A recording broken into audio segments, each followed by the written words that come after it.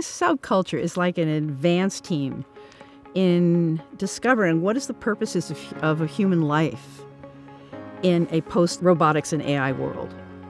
What's the purpose of like we are having the privilege and opportunity to discover the challenges of freedom. And especially in a society where, job, income, identity, and work are all conflated. And that is going away, or has the potential to be going away. That there are millions, if not billions, of superfluous people if you think that the project of humanity is production. So we get to find out, those of us in this community, we get to regard these issues that are quite painful personally. Like, how do I fill a day? How do I get the respect of people that I admire? How do I have a voice? How do I have influence? How do I have any power? How do I have any, how can I make a difference? I mean, this is really tough stuff. So if we think of it as that we are a research team and we're researching these issues, then I would love to have people be in a discussion about something like universal basic income. What if we had FI for everybody? With this FI movement, what's a set of policies that would be natural and logical for us to advocate for? And the first thing that occurred to me was universal health care, because what I see is that people have trouble exiting the job world because we have put access to health care into access to a corporate job, which is the wrong place for it in a society where AI, robotics, etc. is going to actually take more and more of us outside the job world. And you take a look at it, it's happening now. That's why the gig economy, that's why, Airbnb and Uber and dog walking and blogs and all of this stuff, it's already happening. People are exiting corporate jobs, and yet the part of the exit is, I don't have access to health care. So the first thing I would really like us to all work on is to work on campaigning for universal health care. Health care is a right. We call it single payer, however you design how it's paid for, but basically making it a social good. And the right has managed to vilify government because they want the government off their back so that they can do whatever the heck they want to. So it is a government function. It's the community as our government to provide certain services for us, and one of them is not just fire, sewer, water, blah blah blah. It's healthcare. It's access to being able to have healthcare. So that's one thing. That's my first policy thing: is universal healthcare. And then the second one for FIers that I see is that people graduate with so much debt that it's almost hopeless.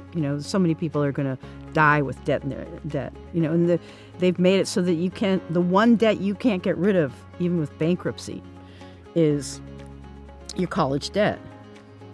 So what kind of society requires people, in order to move up, to take on a debt that's going to enslave them for the rest of their lives? It's so, to me,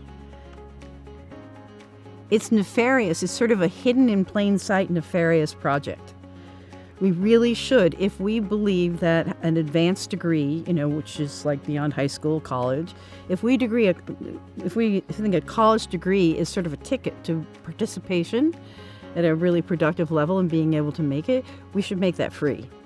Because we need to resource our young people. Our young people are our future, and they're our treasure. They're our treasure. They're not our profit center. And so we should resource our young people. What kind of society has old people concentrate wealth and enslave the youth? This is sort of end stage society. So that's what I'd love to have, this FI community take on, is to free college education for everybody. Not necessarily Harvard, but I mean, we used to have a system where state schools, there was, CCNY, it used to be free. In-state schools used to be really low cost.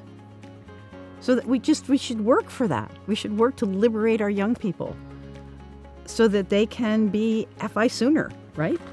And then the third thing that occurred to me was this idea of universal basic income. That basically, I call FI, DIY UBI, do-it-yourself universal basic income. We're the people who figured out that, that can happen. You can moderate your expenses, you can identify what your real needs are, and you can free up your time. You can have at least a platform of security that sits underneath you, that you are not the nervous millions who know that, like I've got $400 of savings, if that. That one illness, one car accident, one something, and the whole rug comes out from underneath my financial life. What kind of society has its people, such a large percentage of its people, that insecure in the basic ways that the society says, this is how you live, this is how you get food on the table, this is how you get a house? So universal basic income basically says, there's lots of different plans for it. But it basically says you give people enough so that they have a floor.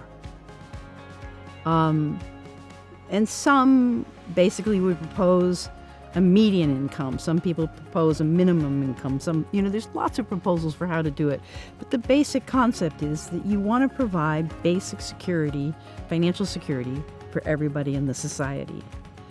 So universal basic income isn't like means-tested welfare. It is just basically says everybody gets a check.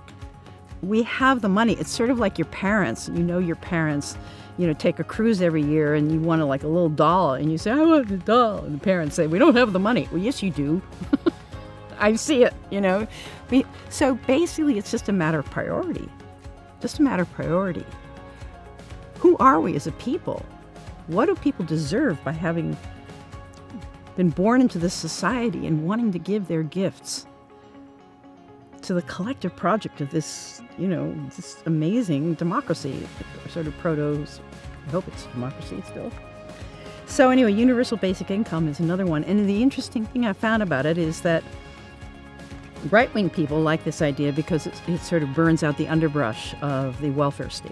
They can just one check and we'll just give them a check and then we don't have to have that whole bureaucracy.